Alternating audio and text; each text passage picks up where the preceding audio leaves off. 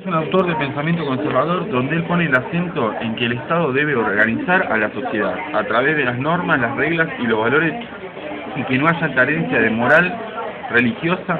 Esto es así más allá del avance del capitalismo. O sea, el capitalismo se organizó en una sociedad industrial y veía que la modernidad hacía que la gente obviamente quisiera tener una ambición económica, se perdiera la moral religiosa, la moral educativa, no había reglas, no había una conformación de una familia al estilo feudal, no había una pirámide jerárquica que antes lo regulaba a través de las santas escrituras como era antes, y lo que quería que el Estado intervenga para lograr esa armonía que existía en la época de Durkheimiana. La sociedad es como un organismo que debe funcionar bien y cada uno interactuando con su órgano para que en su vinculación haga un normal funcionamiento.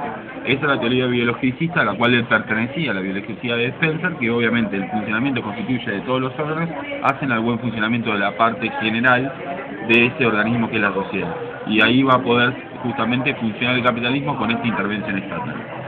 La caracterización de la mirada de Marx sobre el hombre es una mirada obviamente muy interpretativista, no es una mirada lineal, en donde justamente el hombre es aquel sujeto que puede modificar su propia historia, puede transformar su recorrido, puede transformar su camino y puede transformar su propia historia, y no es una historia lineal que viene a quedarse, a instalarse y que no la puede modificar. Si existió el capitalismo, así como existió la esclavitud, el esclavismo y demás, puede existir el socialismo, que es la etapa superior del capitalismo. Y la etapa superior del socialismo es el comunismo. Entonces el hombre puede vivir en otra sociedad donde reine la libertad y no reine la explotación. El hombre debe ser solidario, debe ser colectivo y realizar trabajos voluntarios en otras fábricas para mejorar la economía. El hombre es explotado en el capitalismo, alienado y enajenado mentalmente en el capitalismo hasta volverlo una mercancía, una cosa donde pierde ya la razón de ser, la razón de sí, y no puede ni siquiera adquirir el producto que él mismo fabrica. Pierde su moral, su ética y es convertido en un animal salvaje, donde trabaja, se alimenta, tiene sexo, duerme y vuelve a trabajar, como una vida rutinaria y mecánica, sin posibilidad a tener ni tiempo ni dinero para la recreación y el esparcimiento. Prácticamente en el capitalismo en el que él escribe, que es un capitalismo liberal, sin Estado, sin derechos sociales, sin recibo de sueldos, sin cargas sociales, sin ART, sin jubilación ni nada. Era un capitalismo totalmente al libre albedrío y salvaje. La división del trabajo en Marx es positiva, dando que él organiza mejor la producción y la cooperación entre ambas partes, tanto en la división social del trabajo como en la división técnica, y desarrolla mejor lo que potencia cada país. Obviamente que él quiere otro tipo de sociedad, pero es la mejor forma de regular las fuerzas productivas. Donde más se organiza un país, en lo que más se desarrolla, tiene que organizarse en eso y el otro tiene que organizarse en otra cosa. Y cada región, el producto que más se destaca y de acuerdo al desarrollo de sus fuerzas productivas, la alienación es el proceso por el cual el trabajador se transforma en una máquina sistematizada, en una bestia, donde pierde creatividad e ingenio, ya que hace siempre el mismo trabajo, siempre la misma tarea, y no puede tener creatividad en su tarea ni poner, qué sé yo, una camisa más ojales o hacerla de determinada manera, porque siempre mecánicamente lo aliena a la misma tarea, ¿no? Pero es cierto que si la burguesía, para que exista burguesía, tiene que existir el proletariado. Exactamente. Al calor del capitalismo, al calor de la industria, del desarrollo industrial, siempre obviamente va a haber alienación y enajenación, porque justamente lo primero que se desarrolla con la industria y por ende el campesinado pasó a ser proletario, cuando pasó del campo a la tierra, se transformó, vendió su fuerza de trabajo, dejó su campo y solamente vendía su mercancía. El burgués se apropió de ella y esa apropiación hizo que es una explotación sistemática dentro de la fábrica con las peores condiciones de trabajo, de higiene, de seguridad, de las peores condiciones que te puedas imaginar, y además fue convertido en un ser salvaje, alienante, donde pierde el contacto con la naturaleza y anda hasta donde el hombre domina la naturaleza a grosso modo, que termina destruyendo el mundo y la sociedad que lo rodea. Entonces, lógico, está la burguesía comercial e industrial, y siempre se necesitó burguesía para necesitar proletarios. Por ende, obviamente, por eso Marx se equivoca y dice que la revolución se va a hacer en Manchester, porque al vapor de la gran revolución sobre todo en las fábricas, y la revolución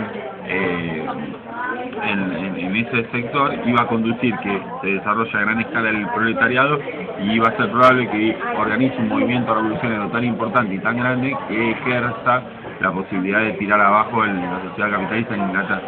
Bueno, finalmente no ocurrió eso, y ocurrió en una sociedad atrasada, agraria, campesina como la en Rusia, porque bueno, distintos factores hicieron que los soviets estén en el poder, la falta de electricidad, el frío, un montón de problemas que había en la sociedad soviética, hicieron que se organice de modo tal que generaron que se haga un país atrasado y feudal como era en Rusia.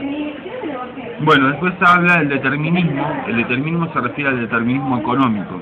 El determinismo económico es la teoría clásica del marxismo, que después en el siglo XIX, pero después en el siglo XX, con autores como Foucault, como Thompson, como Adam Smith, como Thompson, como Alan Turing, y también fundamentalmente con la Escuela de Frankfurt, se ayornó mucho más y se hizo un nuevo marxismo, donde el marxismo se adaptó a las nuevas formas de sociedad que había en el siglo XX. O sea, cuando él escribe hay que tomarlo con pinzas, porque escribe para ese tipo de sociedad que había, que era una sociedad sin Estado, porque prácticamente los Estados no intervenían, existían, pero en estados monárquicos, parlamentarios, o todavía existían los reyes y las reinas, pero no había una intervención en la economía, no había una regulación, entonces hacían lo que querían. Entonces él escribe sobre ese contexto y decía que en ese contexto, haciendo justamente hincapié a ese tipo de sociedad que había en ese momento, el individuo en última instancia determina su posición ideológica según sus condiciones materiales de vida o base económica. O sea, de acuerdo a la base económica, la posición económica, en esa sociedad él decía que siempre va a determinar su posición ideológica. Por eso la clase trabajadora y explotada siempre va a querer tirar abajo el capitalismo para convertirlo en socialismo, y la clase capitalista va a querer mantener el orden vigente, la burguesía y su clase dominante. No había los cambios que después tuvo en el siglo XX, que hubo muchísimas más clases, clase media, media baja, media alta, los distintos tipos de trabajo, digamos, fue mucho más moderno como se desarrolló el capitalismo, con otro tipo de sociedades, con otro tipo de avances distintos al que había en el siglo XIX. Por eso después se termina ayornando y modernizando a un neomarxismo más adaptado a las necesidades del siglo XX, donde justamente ya también las cuestiones del medio ambiente, las cuestiones religiosas y las cuestiones políticas también determinan al obrero en su pensamiento. Y por eso, por ejemplo, en Argentina acá el trabajador no quiere un socialismo marxista, quiere hasta un peronismo como mucho, porque fue acostumbrado ideológicamente a esto, a ser un tipo que quiera ser un burgués.